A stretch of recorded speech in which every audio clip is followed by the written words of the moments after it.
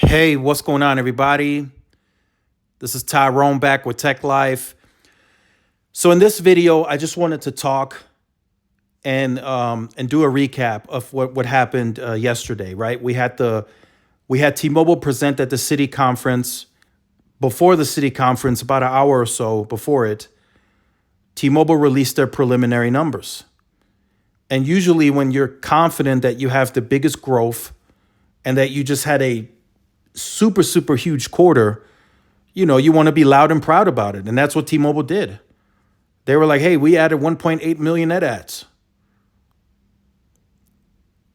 And that's what I wanted to recap. That's why I pulled up this article from Bloomberg. T-Mobile tops wireless subscriber estimates for fourth quarter. Huge growth again. And it's, man, what's happening in the wireless industry. I know there's a lot of fanboyism out there. A lot of people like this, a lot of people like that. But you have to, I know some of you are just trolling in the comments sometimes, but you know what's happening. You can see it. You can look at the factual numbers and even looking at it objectively like I am. I look at it objectively and I let you guys know what's happening. I told you guys I'm predicting that preliminary numbers would be released. They were released. So I'm not far off. I feel like I'm not tooting my own horn, but I feel like I'm in tune, right? I hear stuff, I talk to people, and then I relay that message back to you guys on the channel. Now, what's happening here is something very interesting, and this is going to be a longer video, so make sure you guys grab your popcorn and relax, because this is going to be a long one. So something interesting is happening here, right? We only have 3 players left in the mobile network operating space in terms of a carrier that has a facility-based network, building its own towers.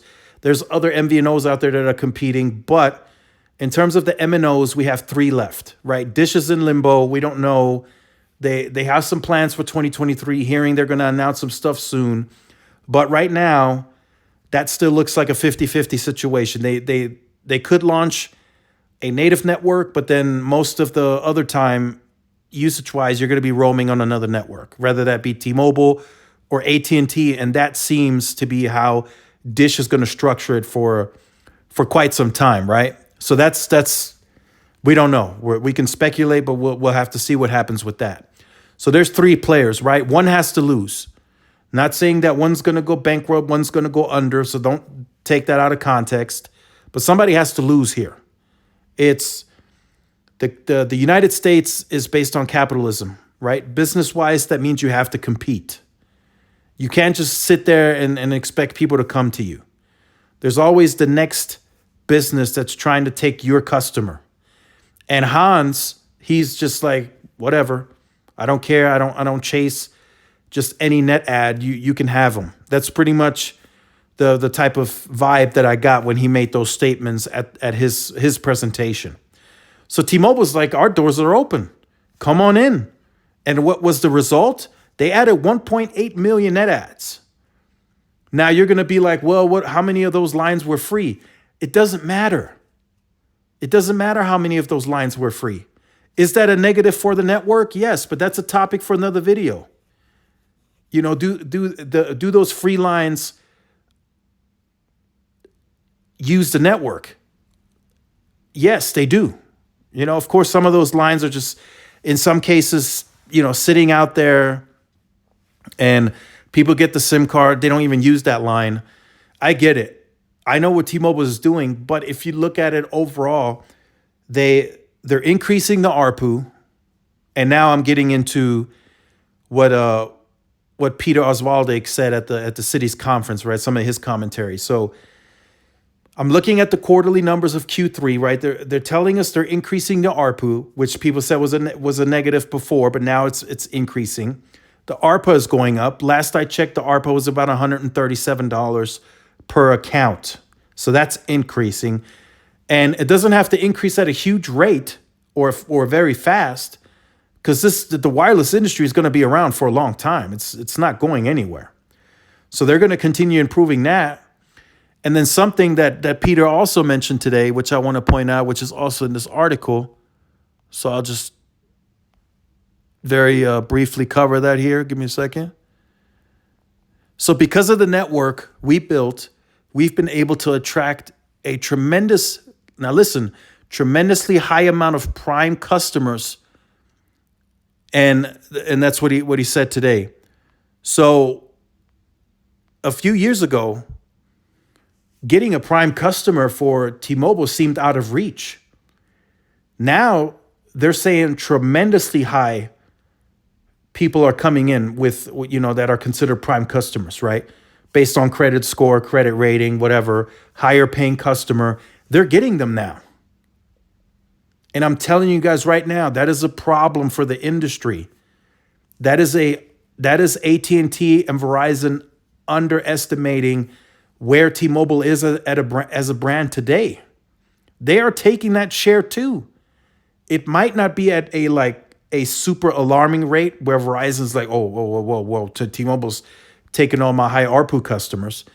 But it's happening.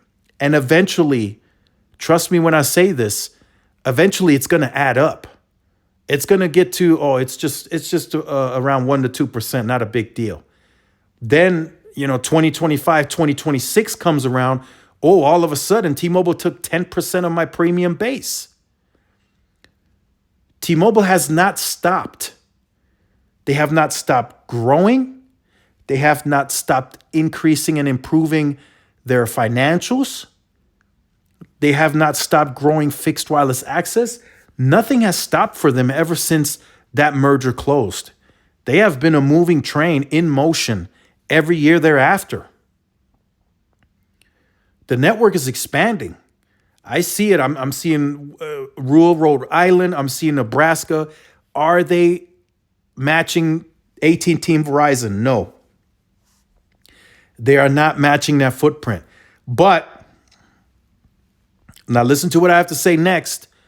T-Mobile does not have to match Verizon and AT&T's footprint in order to win. Let that sink in.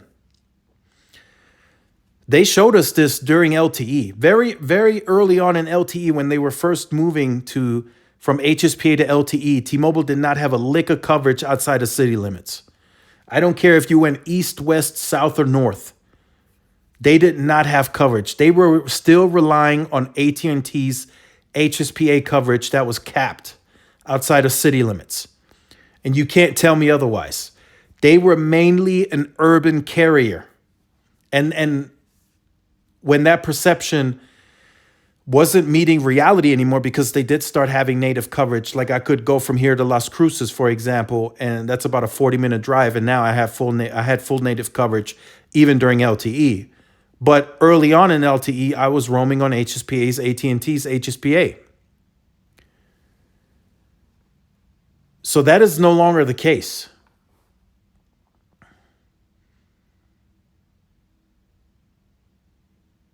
And even back then, when it was that case, they were still growing.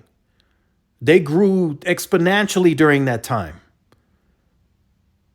And they had a network that was not up to par in any way, shape, or form to any carrier. Even Sprint at the very beginning probably had even a better 3G network in terms of reach versus what T-Mobile was building when they first got started with LTE. And now they tremendously turned that around. And now they actually have that native reach, although they're going to have to build some more sites. Now, I'm not saying it's all roses. They're going to have to build some more sites. But I'm telling you guys right now, it's about to get real scary for AT&T and Verizon. For those of you who have been rooting for the underdog, I mean, shit's about to get real. And I hope Verizon and AT&T are ready. Hans talked about surgically and agile. He talked about all this today. I hope he's ready for what's coming, because he's already feeling T-Mobile's heat, and T-Mobile is not even peaking yet. They're barely covering 60% of their small town rural area footprint that they want to cover. That's 40% more of network reach that they have to obtain. And the 60% that they already compete in today, that competition is gonna increase this year. There's more share that they're gonna take there this year too. And Peter Osvaldik made that very clear today that the growth is coming, it's balanced. It's not just coming from one, it's not just coming from urban, suburban. No, he's taking a little bit share everywhere. Urban, suburban, a little bit rural, a little bit business. He's taking it from everywhere. And that's good growth. That's the type of growth that you want to obtain. And that's just going to keep getting bigger and bigger and bigger as time goes on. And again, like I said, I'm not just pulling this out of a hat. No, this is factual numbers that you can look at.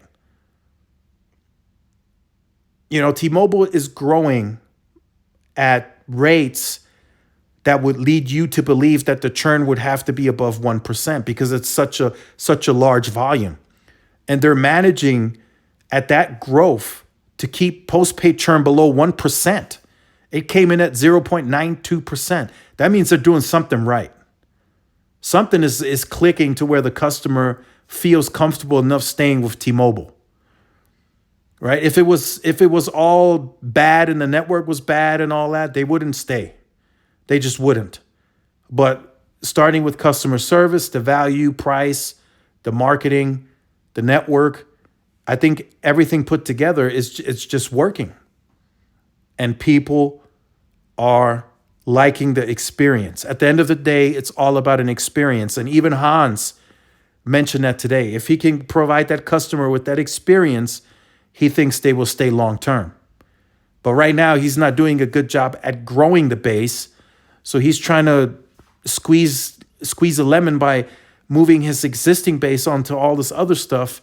But eventually that's going to run dry. There's just no way that he's going to move every single person on his base to a premium plan.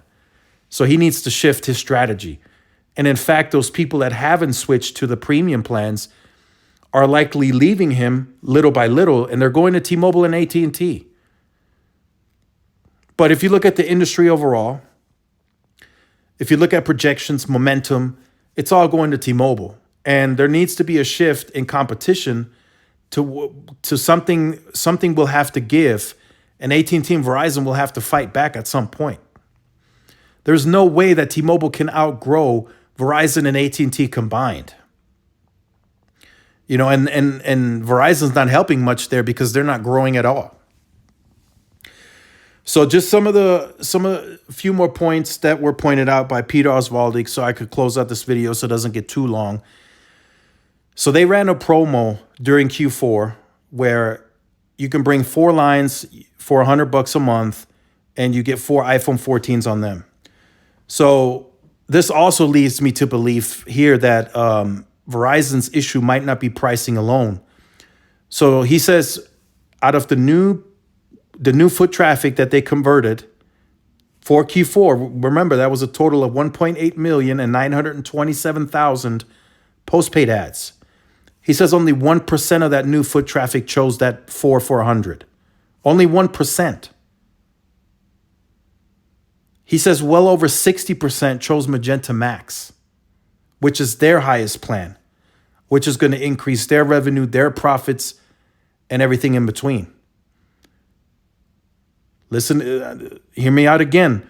Only 1% of new foot traffic that walked into a T-Mobile store or online chose that 400.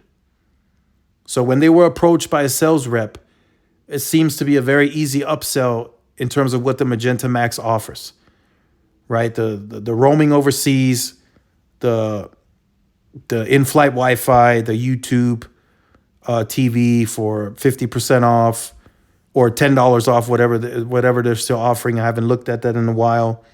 The Netflix, the Paramount Plus, the Apple TV, all that sounds like to me it's a home run, and consumers are buying it. They're buying into it. And there's, of course, additional deals that T-Mobile offers to get you onto that Magenta Max. So to close out this video, for those of you who stick around, so Verizon clearly has a problem, right? AT&T is headed in the right direction, so there's no slowdown that I predict from them, right? They have a great balance between its fiber offering and its wireless offering. I think they're focused, so I don't think they have too big of a worry. But Verizon, I think they need to be very worrisome. And I think its investors need to be too.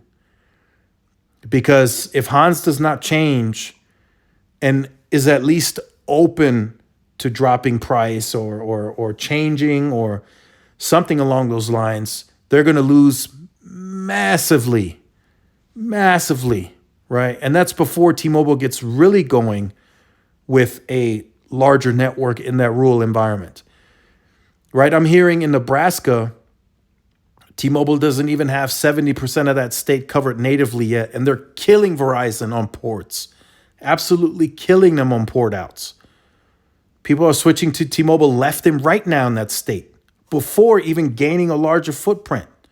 So that's just massive on how that's all working for T-Mobile, and then also kudos to them how they're executing it, how they are actually agile, flexible, marketing, trying new things, testing things. So that's a really, really great approach. So let me know what you think about this in the comment section down below. Those are just a few things that I wanted to share with you guys. I do think CapEx is going to have to go up throughout 2023 because of all this growth. You can't feed the network. You cannot not feed the network if you're getting all these customers. You have to feed it with more money. So make sure you guys like, share, subscribe, follow my social media outlets. This is Tyrone with Tech Life. See y'all in the next one. Peace.